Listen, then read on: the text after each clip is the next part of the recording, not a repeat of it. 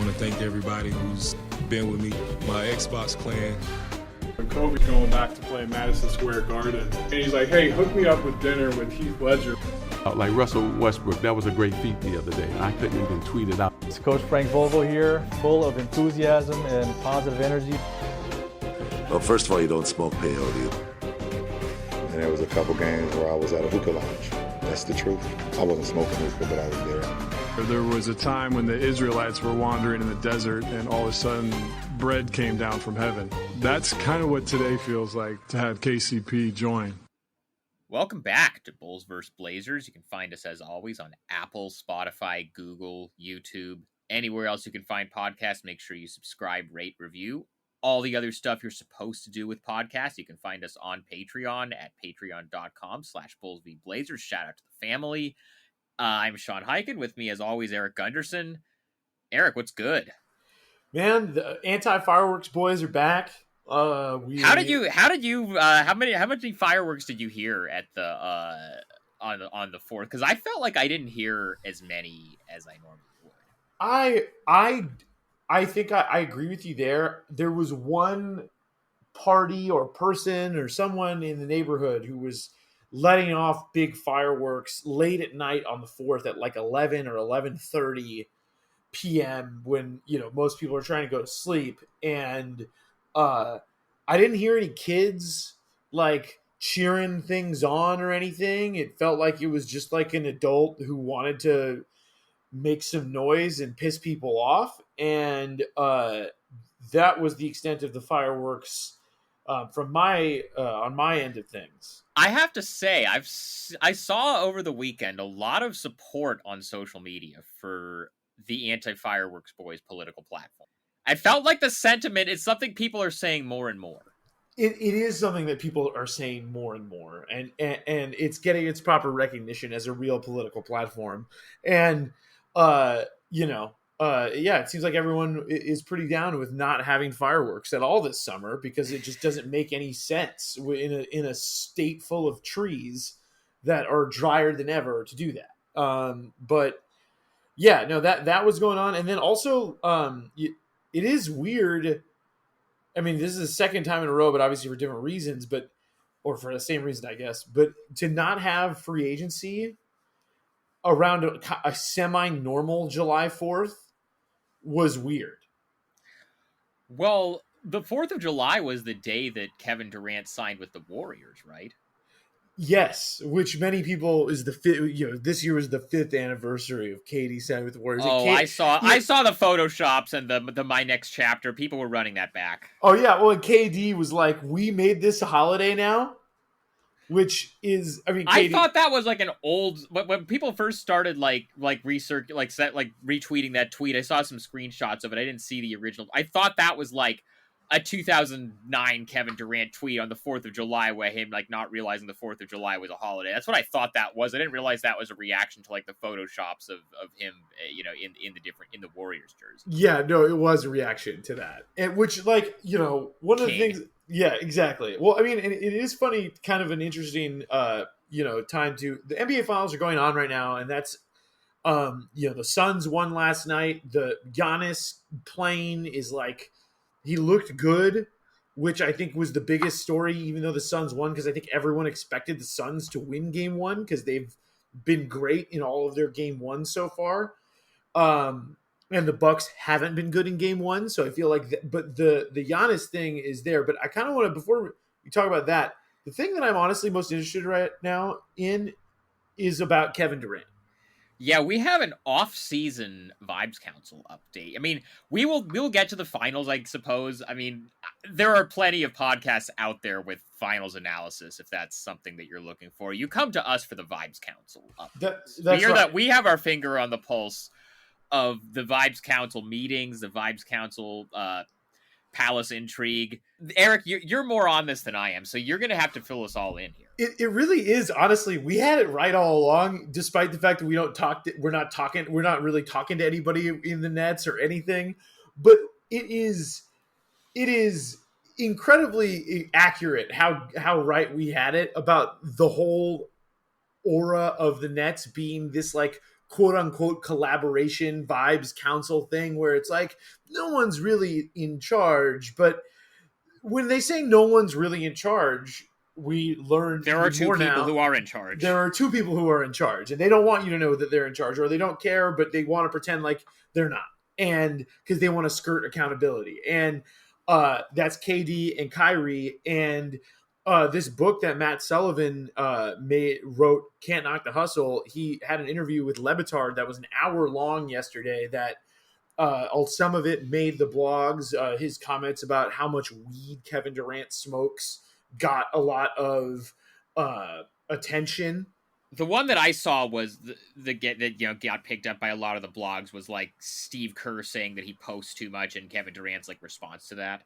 Yes, where it was Steve Kerr like took him out to dinner to some place for drinks and tried to, be like, tried to basically tell KD to be like Mike. Effectively was like, don't pay attention to what the people say on Twitter when KD is like, that's all he does. He was trying to convince him to do 0 Dark 35. Yes, he wanted him to do the LeBron thing, or just a period, just any time off of his phone, because it seems like KD is just only on his phone when he's not playing basketball or training for basketball or playing 2K.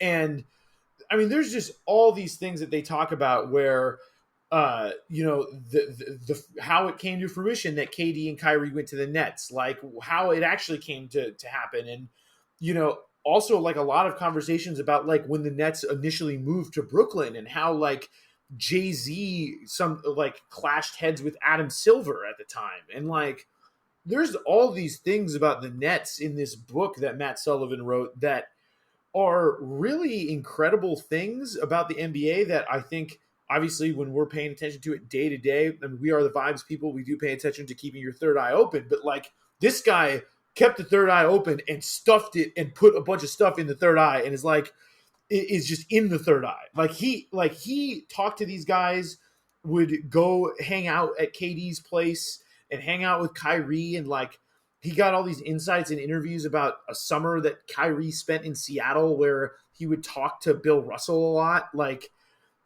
there's just all this stuff in this book, and I'm just like, I'm going to read it, then we'll talk about it even more. But really, the things that I think we should talk about is that KD and Kyrie are really the coach, the GM, the everything.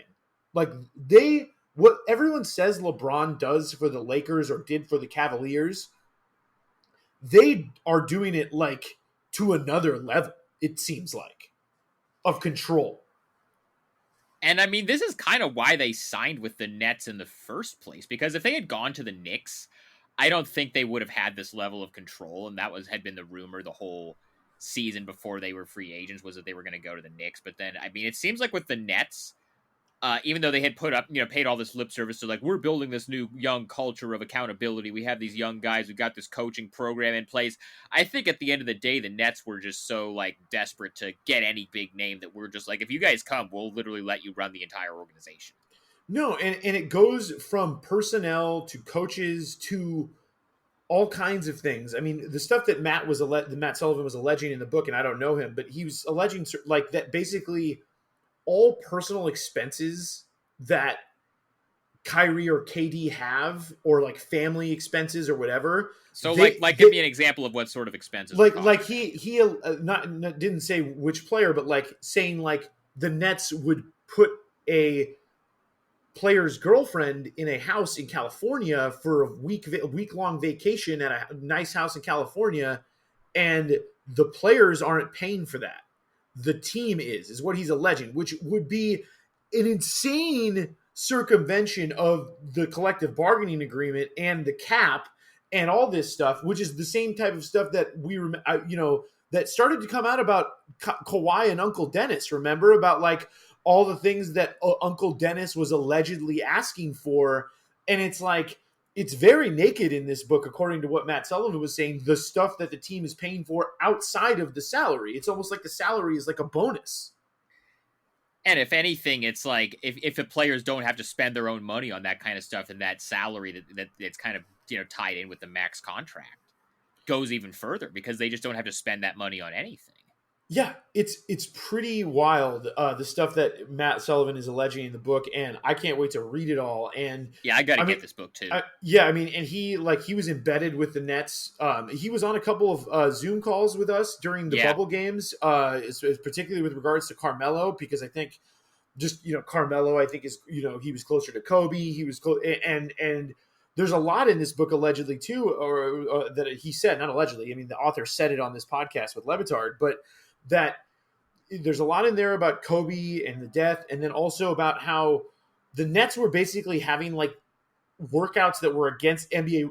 Everyone was saying this about the Lakers, and it turned out that one of the teams that was definitely having like practices that were not sanctioned by the NBA was the Nets, even though none of their good players went to the bubble, because I guess Kyrie and Katie decided, according to Matt, that instead of going to the bubble, they were just going to train and let the teams that lost in the bubble lose, and then they would raid those teams for their star player, which was James Harden in this case. And that so you're saying like they sat back and were like, whichever team gets eliminated in the first round will try to get their player to come to the Nets, or whatever round that would have satisfied someone requesting a trade. Right. So like if like Dame had been unhappy last year, then they would have tried to get him, or if like I forget who even else was like in the like if Giannis had wanted out after they lost in the second round and like had requested a trade, they would have like tried to. I'm sure that was kind of the plan the whole time, was just see who's available. So it wasn't so much a Harden, was Durant's guy from when they it was kind of that too, because like apparently Harden was allegedly in some of these workouts in LA that were like not sanctioned. Right. So and all these things that were happening before this season too, like and Chris Paul seeing things happen between these three, like and like he said that he basically stopped reporting it on election day. Which at that point it looked like Harden, was gone, but we didn't know where he was going to, because that didn't happen until January, I believe. He got traded in January. I mean, he said it kind of starting in like November or December was when we kind of started to hear, okay, he actually requested a trade. Right, and then it was Philly, and Philly was involved there, and then obviously the Nets were there. And the Portland was rumored as well, but it seemed like they were just kind of in there for window dressing because... Never forget that first game of the season that you and I covered, where Neil Olshey and Raphael Stone, a.k.a. Raphael Stones, were just like on the court talking while Harden was warming up, like right when that rumor was out there. Oh, yeah. I mean, and the tension was there. I mean, everyone was talking about it, and CJ played like one of the best games of his career because everyone's like, oh, yeah. If James Harden's available, they should definitely trade CJ McCollum for James Harden. Like, why aren't they? And then I guess now we know that it was just like it was going to be Brooklyn the whole time. He only wanted to go to Brooklyn. Brooklyn only really wanted him in terms of their star player, because I think there was like Bradley Beal for a minute, blah, blah, blah. But like, I think when Harden came to fruition and Harden had been working out with them and spending time with them, I think it made it an even bigger sell. And I think everything I understand from this book is that it really illuminates a lot of the personal relationships on the Nets and the personal relationships and personal dynamics that end up driving who is on the team. And, that I guess Kyrie like is really, he seems like he's the ultimate vibes judge. Like if you don't vibe with Kyrie, it seems like you're not going to be on the Nets for very long. That kind of tracks, because I think he's the one, like Durant, I think is more of kind of an easygoing, like he can get he's certainly become a little bit more, I guess, ornery over the last however many years, but he seems like kind of more of a guy you can just like most people can get along with than Kyrie does. He's him, he does him, and he chills. This is true. As his Twitter bio says that. So, and his Twitter bio, by the way, has said that for like 13 years straight. Just he has never changed it. Well, and that's another one of the really interesting things. And now it makes me want to go read Marcus Thompson's book about KD, because the way Sullivan tells it is... I think I have the Marcus Thompson book. I never actually read it, but I think I've got it. I think you should probably read it now because it seems like we're learning a lot more about KD. And really, one of the things that Matt Sullivan was pointing out was that that KD is just he's boring. Like he doesn't like he's a normal person except but all he does is play basketball, allegedly smoke a ton of weed, and watch basketball highlights, play NBA 2K, watch basketball games, talk about basketball, have get into basketball Twitter beef DMs with Michael Rappaport. Yeah, about being the top 5 player all time and having these conversations and and burner accounts and all that. Like this is all he does. Like, and it's like, I mean, it makes sense. I mean, you can only spend so much time doing a certain thing and becoming one of the greatest people to ever do it. So like, I guess it's not surprising that his life doesn't really involve a whole lot other than like hooping, chilling, listening to music, playing video games. Like he was basically saying like KD, like when he goes out, he doesn't really like, he goes out and like smokes weed in a car, allegedly. So but the thing too now it's like good for KD is like it's not against NBA rules anymore to smoke weed because they don't test for it. As long as you're not running a sprint in the Olympics.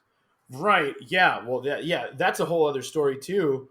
I mean, yeah. He is going to play in the Olympics, supposedly, if the Olympics happens. I mean, the Japanese government just declared a state of emergency today. Yeah, that's true. If it happens. Yeah, we'll see about that. I mean that's a whole other thing. I was on Pop's Zoom today, and I asked him about that, and he said that he just like Jerry Colangelo was talking with the higher ups, but they think that everything's going to move forward which the unspoken subtext there is everything's going to move forward because they got to make this money.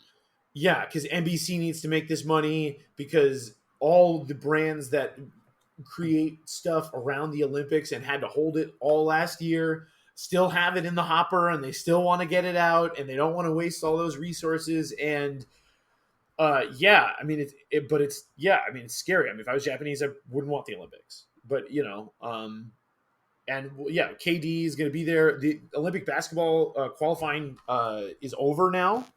That is done. So we have like our team set actually. So I'm gonna pull that up. Dame is supposed to talk tomorrow on Zoom. Mm-hmm. Oh, that's going to be fun. That's going to be interesting. I could see that going one of two ways. He could either just completely shut down anything that's not Olympics related, or he could, actually just decide to speak honestly about stuff, which could also be interesting. Yeah, it all would be very, very interesting. Dame talking tomorrow is going to be really, really interesting because he normally talks about this stuff, and I think he'll probably just be like, I don't know. I mean, he's going to say like Chauncey's our head coach. Probably that's probably all he can really. He's probably all he's going to say. I mean, I'm interested in how much he goes into the process and how it all played out publicly and how all of that. Because I mean, there's been different reports because obviously he went on record and talked about wanting Chauncey, and then, and then he, there was the Chris Haynes story that supposedly he wasn't involved in the coaching search at all, even though he clearly was involved in the So I'm very interested to see what his kind of take is now that he's being asked about it on the record of like how all that stuff played out. Yeah, no, it's gonna be super interesting, and again, also we're gonna see how like USA Basketball handles it because like USA Basketball acts as according to I know that. I've never gone to the Vegas minicamp, but from what I hear, it's usually some of the best access. Oh, it's incredible. I've been once. I went in 2016, the Rio Olympics. That's okay. Yeah. I remember. Maybe that's where the seeds of the Nets were sown. Was that summer? Oh yeah, because that was when KD and Kyrie first like got really tight. You know who got really tight with Kyrie that summer also. Was it DeAndre? Jimmy Butler. Oh, Jimmy Butler. Because they were gonna try to play. They were gonna try to play together. I remember. And this was actually like the start of like they got tight and they were talking about maybe trying to play together. And I remember this because I was on the Bulls beat at the time, and the seeds of Kyrie wanting out of Cleveland were around the draft when the Bulls were talking to different teams about trading for Jimmy Butler. They were talking with the Cavs at one point about a Jimmy Butler trade, and I think at first there was this talk. Well, Kyrie found out, right? Well, right. There was this talk of like, oh, it's going to be a 3-team trade where Jimmy goes to Cleveland, and the Bulls are going to get picks from like a third team, and there's going to be like Kevin Love might be like the piece that gets moved to a third team or something like that. And then Kyrie, and so Jimmy was like Kyrie was texting Jimmy like, hey man, you got to come to Cleveland. This is going to be great. And then he found out that he would have been in the trade, and then he was like, hey, come on, screw that, get me to Chicago instead. And that's when he kind of started wanting out of Cleveland. Right, because he was sick of LeBron controlling his life, and that is also, it's funny that he hates that, and now he's making sure that no one ever does that to him, and he's doing it for as long as he can. Like, he controls Spencer Dinwiddie's life now. He controls Joe Harris's life. He controls God, who else is Alize Johnson's life. Yeah, like he's the keeper of the keys for all of those guys on the Nets. Like all the role players, like you got to be on team Kyrie to play, because I don't think James Harden is really doesn't really care that much, and Kyrie does see himself as a leader, and he is. I mean, he is a leader. I mean, he's usually right about things. He's usually not afraid to be. Obviously, I think the way that Sullivan in the book, he's like, the book gives you space to embrace Kyrie and roll your eyes at him at the same time.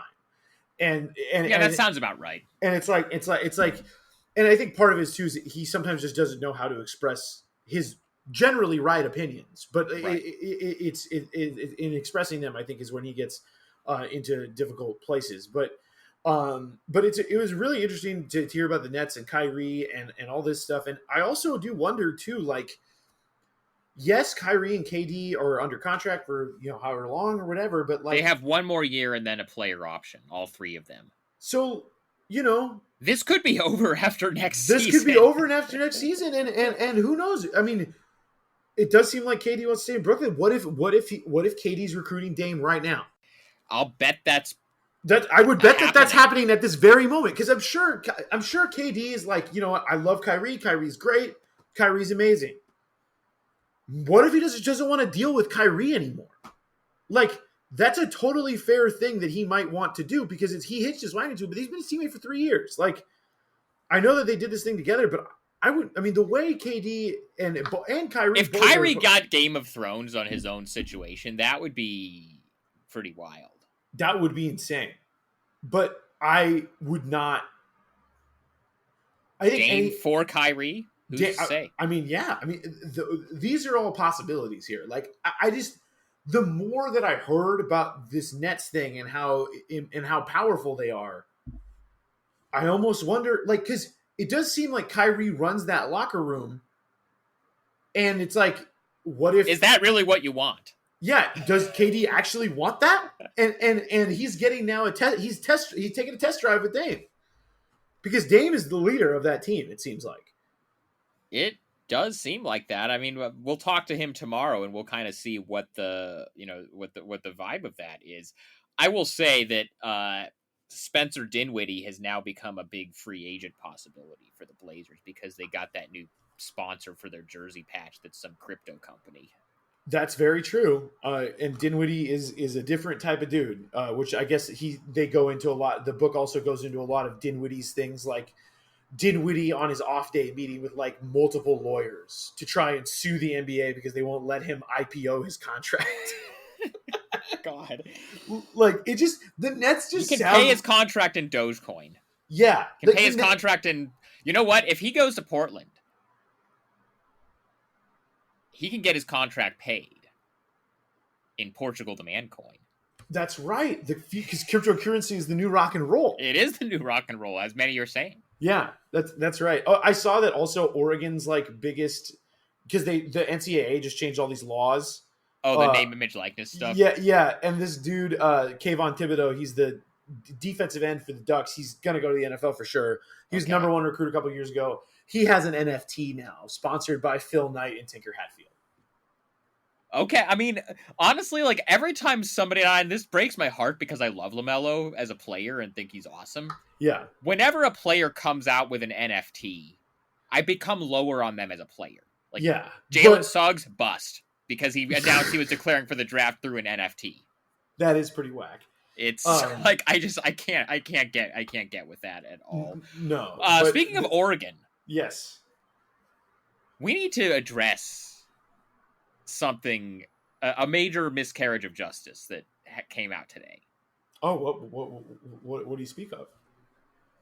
There was an article in Bloomberg that declared Portland the greatest pizza city in America. That's right. And Snub. I just want to say, I know that the snub of, I mean, you're the all-time evangelist for Salem being actually secretly the best pizza, and I just want to give you some space to address this injustice. Again, Paddington's and Wallery's in Salem snubbed again from all pizza lists. It's a sentimental thing because I'm from Salem and it's a pizza that I grew up on, but it's what they call parlor style pizza. I have come to learn it is a harder, crunchier style crust with like a little bit of cornmeal on the bottom so that it doesn't stick to the pan. And then, lots of cheese and those like little cup pepperoni things that have become very popular at a lot of pizza joints all over the country, but they have been doing this for 50 years.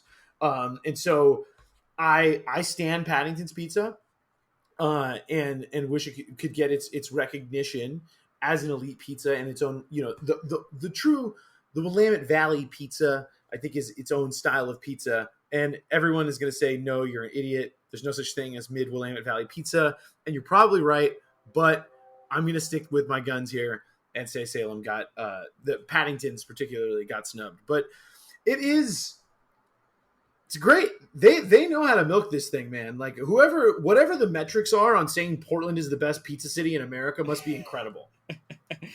I will say also, because this is the second time some national outlet has done this. I mean, it's a pretty solid grift if you can play it right. I will say I was also kind of annoyed that Escape from New York, nowhere to be found on this list. B, Blind Onion, nowhere to be found on this list. The Grand High School classics. Absolutely, the Grand High School. Well, no, Escape from New York is downtown. Oh, okay. Blind Onion is the Grand High School. Blind Onion's like a block from Grand. Yeah, I like Blind Onion. Their crust is really good. Yeah, the crust is the best. The bigger, more egregious thing on this list, though, is Sizzle Pie being on the list when Sizzle Pie is actively trash. I mean, I wouldn't say it's actively trash. It's not good. Full disclosure, you and I shared Sizzle Pie. Was not our favorite pizza, but it was also not terrible pizza. I'm just gonna say that it's replacement level pizza. I would say it is solid pizza. It's cheap, and especially for what it's made for. Really, it's open at all hours of the day. Sizzle Pie is made for drunk people, and they also have, to their credit, I'm not a vegan or a vegetarian, but they do pride themselves on having a lot of vegan pies, which, can be, something that's hard to find, I think, for vegan people. So I will. Would you put them in a top 8 of a list that's trying to argue that city that they're in is the best pizza city? No, absolutely not. There's Baby Doll Pizza wasn't on there. That one's one I love. Baby Doll's solid. Gosh. Honestly, even as far as local chains, Hot Lips is better than Sizzle Pie. Yeah. I mean, I don't know, but I mean, there's so many. I mean, there's the various Ken's Artisan places, which were mentioned on there. Pizza Shoals, of course. There was one Pizza Donnaise, which just closed. They did like a really light grandma style pizza that was like, I couldn't believe how light it was, like for it being like that kind of focaccia style. Mm-hmm. There's so many great Pizza Jerk. I've never been to Lovely's 50/50, but I hear it's amazing. A vegetarian friend, Corbin, really loves it. The now sadly defunct Zappa Pizza downtown. Yeah. That's like that Mexican style pizza where you and me and Corbs went. Yes, and manifested about 6 hours later, Carmelo Anthony comes signing with the Blazers. We did. We were like, Carmelo Anthony needs to come, and that place is closed. I mean, that was a heavy pizza. I mean, it was a good experiment to put a taquito on a pizza, but I don't think I could go back there. Like, even if it was still open, I don't know if I'd go back there, to be honest. But not to be a hater or anything. But Oven and Shaker is another one that's a classic in Northwest Portland. I mean, I'm really just name dropping all the pizza joints I know, but really, I mean, there are a lot of good pizza joints, especially for whole pies in Portland. I think that's really where they win. I guess if you're going to make an argument, is places that serve whole pies, because there are tons of by the slice places here, but it's not as common. I don't think it's not that common. Is what I would say. Well, Escape from New York is unbeatable for slice. That's I do need to go there. I don't think Have you never been there? I don't think I've ever been to that one. No. We'll make it happen at some point. Yes. Yeah. Gosh, I'm trying to think. What else? I mean, I do want to talk about the finals now. We can talk about the finals. Kind of gotten here. I think it's going to be like a 7-game series. Oh, I think so too. I think the Bucks are fine. The Bucks are very fine as long as they make some decent adjustments. Also, if they just get some luck back on some of those mid-range jumpers that CP hit over Brook Lopez that kind of rattled in, but also at the same time, it's like, are those numbers going to come back? Because it's Chris Paul who's shooting those mid-rangers. So it is this. I thought that they, pushed them into some tougher shots later, but I think really the problem was it wasn't Giannis. Giannis could get to his spots. It wasn't, and the Bucks missed a lot of layups in the first half. But to me, it was their defense that just could not. They couldn't. The Suns just had too many options. It felt like, at least in Game 1. Shout out to Dario Saric's family, by the way. Yeah, that's ACL. That's rough. He's probably going to miss all of next year now. And Frank Kaminsky is such a drop off, both in vibes and in basketball value. Definitely. I think. Well, I do think Monty is smart enough to be like, maybe play Kaminsky like 5 minutes and maybe just go smaller for those other things and kind of lean more into your speed, which for Phoenix is a real big advantage in this series. They do just have way more speed at every position, it seems like, than the Bucks. And, he's had a bad postseason so far offensively, but the Bucks are the way that the Suns are playing and how many weapons they have. The Bucks are not going to win this series if Drew Holiday doesn't play better offensively. He needs to be better scoring the basketball, asserting himself, not making as many turnovers, and it gets chaotic against the Suns because they are a pretty chaotic defense. But Drew Holiday has to be better. I mean, they traded 3 or 4 first-round picks for him. He has to. Like plus and swaps and stuff. Yeah, like they and they just signed him to this huge extension. Yeah, I mean they have got to get more out of Drew Holiday and that's something that frankly, like, I don't feel like I'm hearing enough. Like Holiday has been kind of coasting off of that one series against Dame, almost for like the last 3 years in terms of his reputation as a playoff player, and he's been solid and he has been better than Eric Bledsoe for sure. But if they want to win the championship against the Suns, Drew has to be much better. And Brook Lopez also, he played well, but he left a lot of bunnies on the table on offensive rebounds that, like, if they have those back, maybe, it's a different story after Game 1. I think some of those, some of the shots that they got, like some of the good looks, I think those are gonna start to fall. But I mean, just personnel wise, I just don't know. Like switching, like doing all the switching stuff with Brook Lopez, like on the perimeter, like that's not going to work against Phoenix because the personnel is just not. No. No, it's not. It felt like it felt like they gave it up too quickly. It felt like that when they started the game, Brook Lopez was just like, we're going to switch. And then there was no like middle ground between dropping and switching, which, I've talked about this with the Blazers before under Terry Stotts, because they were a huge drop coverage team. And during the playoffs, I would always get pissed because they would move up the defense. And it's like, you can move up the defense on the drop, and you could also hedge it and recover and switch back to your guy so that you can force CP to see someone, have another person come at him, and then have CP kind of get back and try to score on a more appropriate defender, or he's got to make a pass over Brook Lopez recovering with his massive wingspan. So, I believe in Brook Lopez in this series. He's one of the reasons why I thought the Bucks had a chance, and I think Bud just has to give him the chance to be the best version of himself in this series, which I think is going to be more of like a mixture of pressing high, recovering back, and kind of finding a middle ground between just all the switching and the straight drop. Like, they've got to find a balance because right now the Suns are eating them up in that balance. Giannis looked pretty close to 100% last night. That was awesome. That block that he had, just everything. And he moved Jay Crowder out of the way is like a zillion times. Like, yeah, being like almost like, yeah, well, this isn't the Heat series anymore, and this isn't the bubble. It is kind of the vibe I got out of Giannis. Like, they lost, yes, and they kind of got handled. I mean, to be honest with you, during the early third quarter, I flipped it to Argentina-Colombia semifinals of the Copa America because that game was way more frantic and dramatic.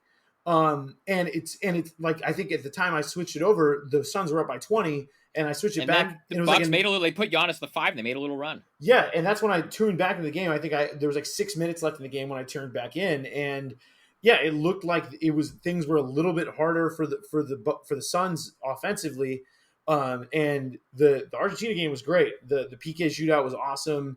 I'm blanking on the keeper's name for Argentina right now, but he had 3 amazing saves, and it's going to be Brazil against Argentina in the Copa America, the greatest rivalry in South American soccer for sure. And then so I'm very excited about that. And then I know that a lot of people have been watching the Euros. I know that we also had some requests from listeners to bring up Soccer Corner. So this is what okay. This is all you. I'm gonna let you go on Soccer Corner. Yeah, I'm just gonna to add here. Yeah, I'm just gonna cook on this right now. Go for it, man. But I'll set you up as I need to. But this is Eric's Soccer Corner. It's gonna be over pretty soon. But all I'm saying is that I think we got the 2 best finals in the Euro and in the Copa America that we could have asked for. The Euros, we have Italy against England, who have been the 2 best performing teams in that tournament the whole time. And then, of course, we have Argentina and Brazil, and Messi looking for his first international tournament victory for Argentina. He's won a bunch of Champions League titles. He's won a zillion Spanish League titles, Copa del Rey, but he's never won one for Argentina. So that's kind of a big, if you love sports, it's just kind of like a big deal. Because it's like, it's one of those things where it's like people in Argentina is like, oh, he never won it. But like, because they'll always compare him to Maradona. It's just like in basketball where we're comparing LeBron to MJ. So it's a little bit like that. So it's a big game on Saturday night. I'm excited. I'm going to watch that with my mom. I'm very stoked. All right, Eric Soccer Corner. Yeah, Eric Soccer Corner. And then, Gambling Corner took the Bucks in the series. And Giannis to win Finals MVP at plus 330 before the series started. And did Gambling Corner take the first game? Gambling Corner did not take the first game. Gambling Corner going to take the second game? I think Gambling Corner might take Bucks in the second game. But I went in and I almost nailed it, man. I had Brook Lopez 20 points and 8 rebounds. He had 17 and 6. I know, it was brutal. It was a brutal L. But they should give you partial credit for some of these bets. Yeah, but that's not how. Unfortunately, like if you pick a role player to have like this, like some game above what they normally do, then you'd be like, if they got close, give you 70% of what it would have been or something like that. Yeah, could you imagine if I bet some sportsbook out there probably had a DeAndre Ayton 2020 prop, and and Chris Paul stole the rebound on the last play of the game. Oh, man. He Cristiano Felicio'd him. Did Felicio do that to someone? He stole Dwayne Wade's triple-double the year Dwayne Wade was on the Bulls. Dude, this is a big series for you, too, because you have Bulls legend Cameron Payne in the NBA Finals. Is he the only former Bull in this? No, Bobby Portis. My God, of course, Bobby Portis. The only guy who could punch his teammate and have everyone be like, yeah, he's probably right. like that whole thing. The Nico thing was so out of character for Bobby, though, is the thing. Right. No, I get it. Although, Bobby definitely has, when he's on the court, he definitely has that look where he's like, well, you've seen that quote that he has, right? No, I haven't. So there's this quote that he had from before the draft. I forget, somebody did a feature on him before the draft, and he was like, whenever I'm on the court, I I picture my opponent slapping my mom, and that's how I play. Well, that's what he looks like every time he touches the court, because he has those eyes where he's just like so intense in his game. And I feel like maybe we needed more Bobby Portis yesterday. And it drives up. Yesterday also drove home. It sucks how much they just miss White Dante. Yeah. He's just a very useful player for them. And he's like, they need one more wing defender against Phoenix, and that's like the exact guy that they needed. Right. And it does. And Middleton also didn't really have a great game in game one. So maybe that'll balance out. And, his shooting is obviously huge. And it does also seem like Giannis, he shot 1-3 last night, but it does seem like when he's cutting that out because it doesn't really work. Speaking of not working, what do you think of the chants? The 5, the 1, 2, 3, 4, the countdown. Oh, I think they need to do it faster because he's adjusting. Yeah, he started getting it. He started like shooting the free throw. I was paying attention to this the whole game last night. He was starting to release it at like 10 or 11 instead of 13 or 14. I feel like they need to speed it up so that they get to like 14 or 15, even if it's only actually like 7 seconds. They need to just like start. There needs to be some sort of like committee to decide like how fast we're going to do it. Yeah, no, they got to get Suns Reddit or someone on Suns Twitter. Which could somebody make a Suns chant? Do you remember Celtics chants? Oh, kind of. Bill Simmons in 2010 made a Celtics chants. I'm gonna actually see if this account is still up. This could be we read tweets from Bill Simmons' Celtics chants account from 2010. This is gonna be our. Speaking of, dude, this is just classic NBA Finals stuff. I'm checking the headlines to make sure we didn't miss anything before Game 2. Vintage stuff from Coach Bud. Free throw disparity is frustrating for the Bucks. Oh hell yeah! Just laying it on the line. Oh, what would probably make this even better is if Scott Foster does Game 2. Because Scott Foster and Chris Paul fucking hate each other. And also, I have an addendum to Bubble Theory again. Another addendum, since this is honestly, when we think about it, the Bucks Suns, it is kind of a very karmic, meeting of the two teams that were both affected by the bubble and couldn't finish the bubble for various reasons. The Suns because they didn't have a good enough record beforehand, and then the Bucks because frankly, they sacrificed their season and their chance at a championship to protest the shooting of Jacob Blake. And they staged that walkout and the Wildcat strike, what have you, and they were really never the same. And it is kind of an interesting, contrast here where you've got Chris Paul, who's, the guy who's, making sure that the ships and the trains are leaving on time, versus the Bucks, who literally sacrificed their chance at a championship to protest injustice. And it's like, that was another reason why I picked the Bucks. It just based off of one last Bubble Theory reading of the tea leaves. Okay, I mean, you're not the first person that I've heard suggest that, so I think there might be something to that. Okay, so I've got the Celtics chance account pulled up. So during the Cavs-Celtics second round series in 2010, the last series that LeBron played with the Cavs before he went to Miami. Yes, the notorious Game 5 where he didn't do anything. Where he ripped his jersey off as he walked into the tunnel. Yes. At first, he's saying, LeBron's first trip to the free throw line, New York Knicks. And later he updated it to MSG. And then, first 3 suggested chants coming at 7:30 p.m. Eastern Time. Stay tuned. Debating if "Where's your neck? Where's your neck?" for Shaq should crack the top 3. What? For Mo Williams, Rondo better. For Mo Williams free throw. I'm looking through more of wow. Bring. And this is why Kyrie Irving left the Celtics. Yes, it really. It's not. It's okay. So now mission accomplished. The last chant was deafening. Thanks to everyone who participated and spread the word. Next up, Orlando. So then, okay, this is okay. So one of these is actually problematic. Oh, really? But, So for number one, when Dwight Howard... Problematic light. We're flashing no, it this right now. not quite, not for the Dwight one. Okay. You'll know it when I get to it. Okay. Chant number one, when Dwight Howard's at the line, you'll foul out. It's not catchy. No. Chant number two, Rashard Lewis at the line. Steroids, which is pretty good. It is pretty good. I mean, he did get suspended the year after they made the finals, and that whole team somehow Dwight did not get suspended. It was just Rashard and Hito, right? Right. Just the second and third best players, not the best player on their team.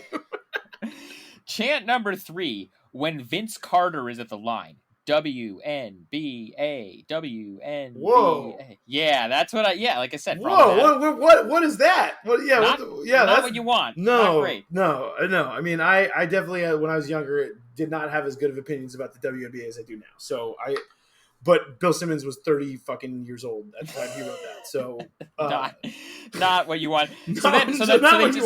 So he did this throughout the 2010 playoffs. And then on May 4th, 2011, he tweeted, "It's time to get the band back together."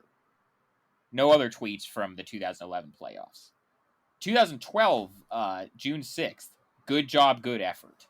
And that was the last tweet from Celtics chants. Oh, man. I honestly had totally forgotten about Celtics chants until you brought it up. And I don't even... Maybe I still follow it on my personal, because that was the account that I It's one of those ones that like you follow at the time because it seems like a thing to do, and then you just like forget to unfollow. Yeah, and then you see a tweet from them, and you're like, "What the fuck is this on my feed?"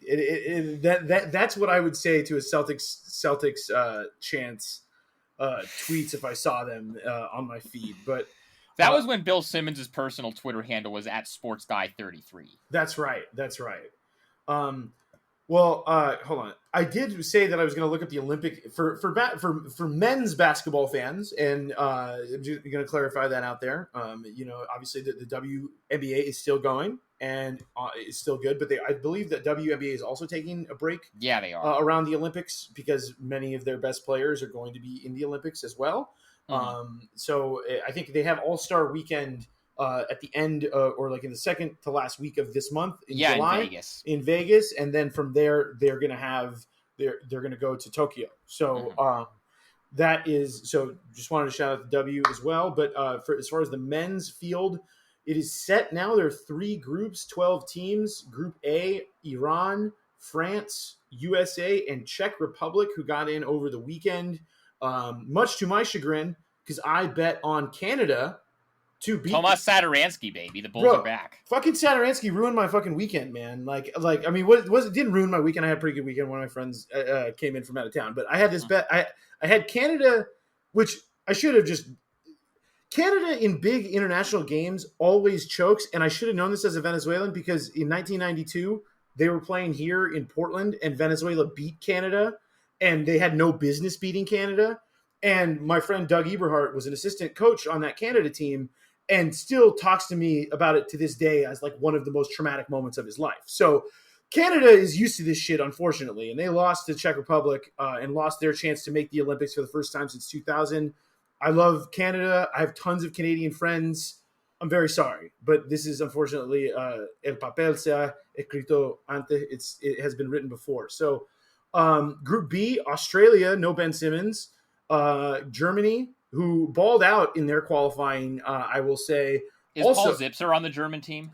No, I believe it's the Mo Wagner show for Team Germany, but Wagner played great, and I think his brother was also on the Franz Wagner, who was on Michigan. Yeah, he's like a lottery pick coming up. Yeah, so he's on the team too, and they also cost me some money over the weekend. But I had some good wins thanks to Slovenia.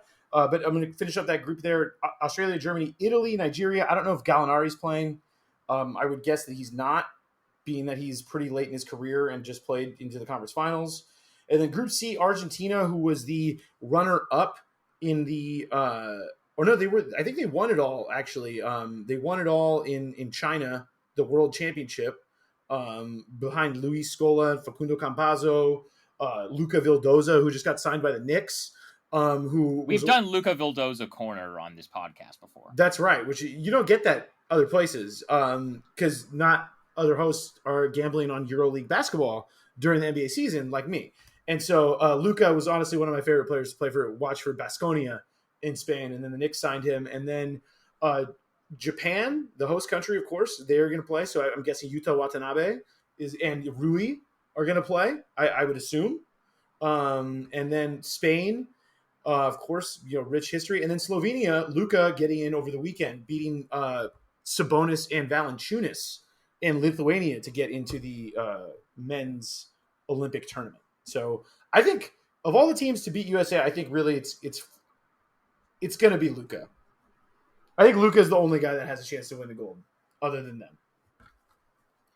It could be. I mean, we'll see. This has been International Basketball Corner, and this has been Bulls vs. Blazers. You can, as always, subscribe to the Patreon. This was a free episode, so shout out to our free listeners. We haven't taken care of you guys in a little while, so we felt like we had to come through. We will be back with a Patreon episode for the family. You think this weekend? Maybe after the weekend. I think I can get down with that over the weekend. But I am going to be hanging out with my mom this weekend. So probably not going to pod until after that. So shout out to your family. Shout out to my family. Exactly. Shout out to everyone. Shout out to the family. Yeah, we got to get a Patreon. We'll do one after, because when's Game 3? Game 3 is Sunday. Let's do one after Game 3. Okay. I think that sounds good to me. All right. Cool.